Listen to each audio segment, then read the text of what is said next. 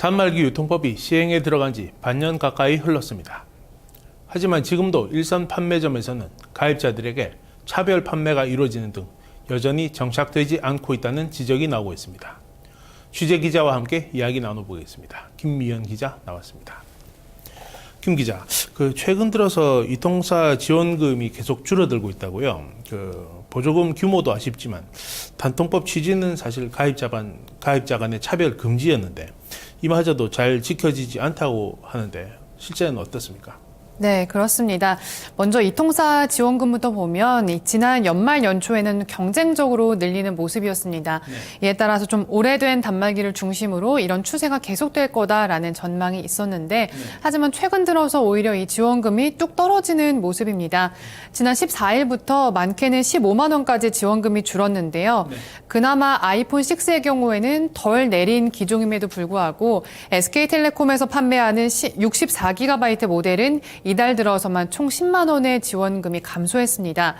업계에서는 정부 규제 강화 그리고 마케팅비 증가 등에 따라서 이통사들이 숨고르기를 하고 있다 이렇게 해석을 했는데요. 이에 전통적인 성수기인 설 대목에도 시장 분위기는 오히려 위축되는 모습을 보였습니다. 그렇다고 해도 이 단통법은 소수에 집중됐던 지원금을 모두에게 나눠주자라는 거기 때문에 지원금 축소는 일부 불가피한 측면도 있겠다라고 좀 이해를 해볼 수 있겠지만 하지만 부당한 가입자 차별이 여전하다는 건 좀 짚어볼 필요가 있습니다. 단통법을 도입한 근본적인 취지가 바로 이 차별 방지에 있기 때문인데요.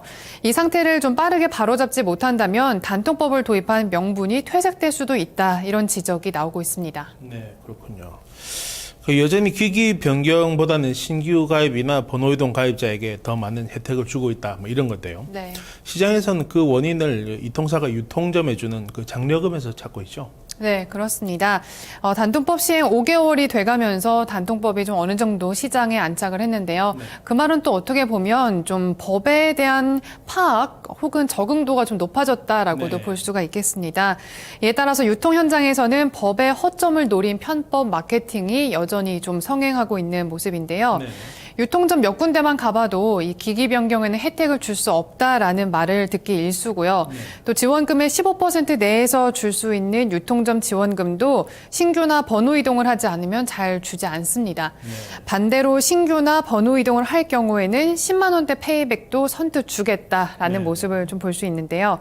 결국 이 금액의 규모만 줄었다 뿐이지 아직도 불법 페이백이나 가입자 차별은 좀 여전합니다.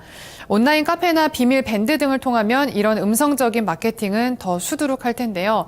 이 같은 문제의 좀 원인을 추적해 보다 보면 결국 시작은 이통사가 유통점에 내려보내는 리베이트, 즉 판매 장려금에서 비롯되고 있습니다. 유통점에서 소비자에게 차등 지급하기 이전에 먼저 이통사에서 유통점에 차등 지급하고 있다는 건데요.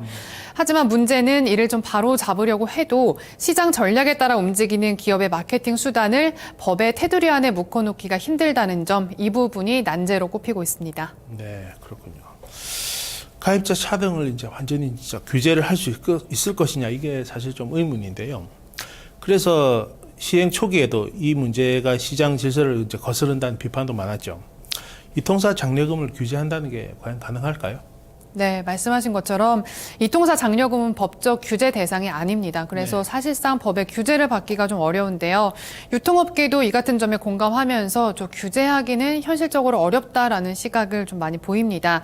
그럼에도 불구하고 작년에 있었던 아이폰 6 대란 같은 사태를 방지하기 위해서는 방안을 찾아야 한다라는 건데요. 일단 초기에 거론됐던 리베이트 상한제의 경우에는 일단 좀 물 건너간 대안으로 보입니다. 지금은 가입 유형별 차별 금지 그리고 공시제도 등이 논의되고 있는데요. 기기 변경이나 번호 이동 등의 장려금도 똑같이 제공하자는 방안의 경우에 방통위 쪽에서 좀 제안을 한 것으로 알려졌고 유통협회 등에서 좀 더 고심을 하고 있는 것으로 알려졌습니다. 또 지원금처럼 이 이통사의 장려금도 공시하는 방안도 현재 이통 3사와 검토하고 있습니다. 방통위는 이와 함께 불법 지원금과 장려금 등을 집중 조사하는 전담과도 또 신설하기로 했는데요.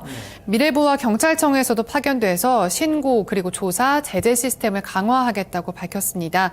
또 내일부터는 방통위와 미래부가 단통법 위반 행위 통합 신고센터를 여는데요. 이통사 장려금에 대한 사업자 간 자율 신고제도 도입하겠다는 방침입니다. 네. 정부는 이제 꾸준히 통계 자료를 내보이면서 단통법의 긍정적인 효과를 강조를 하고 있죠. 네. 여전히 뭐 법을 개정한다 이거보다는 보완하겠다 뭐 이런 입장인 거죠. 네, 그렇습니다. 단통법 시행 이후 꾸준히 정부는 개정보다는 보완을 강조하면서 좀 정비안들을 내놓고 있습니다. 하지만 좀 이렇다 할 실효성이 보이지 않으면서 오히려 규제 안에 또 다른 이 작은 규제들만 반복되고 있는 거 아니냐 이런 지적도 나오는 상황입니다. 정부의 통계 자료 해석만 들으면 좀 단통법이 잘 가고 있다 이렇게 볼 수도 있는데요. 지난주 나온 자료에서 보면 고가 요금제를 이용하는 비중이 단통법 이후로 가장 낮게 떨어졌다는 점, 또 신규 가입자들의 평균 요금 수준이 낮아지고 있다는 점 등을 정부는 강조하고 있습니다. 네. 이런 부분을 보면 통신비 인하 효과가 나오고 있다는 점에서는 분명히 긍정적인 신호로 볼 수 있겠지만 다만 이 점이 정말 단통법의 효과인지 아니면 전체적인 비용이 증가하면서 소비자들이 좀 어쩔 수 없이 대체적으로 선택하게 된 부분인지는 좀 더 시간이 지나봐야 판명이 될 것 같고요.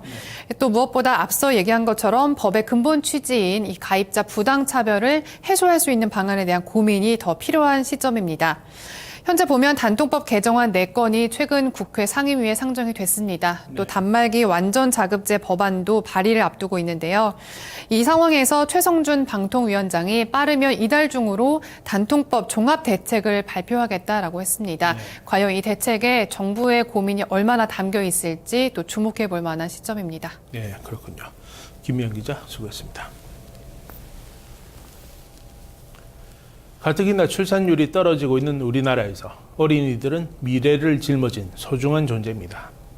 아이들을 안심하고 낳아서 키울 수 있는 환경은 그 무엇보다도 중요합니다.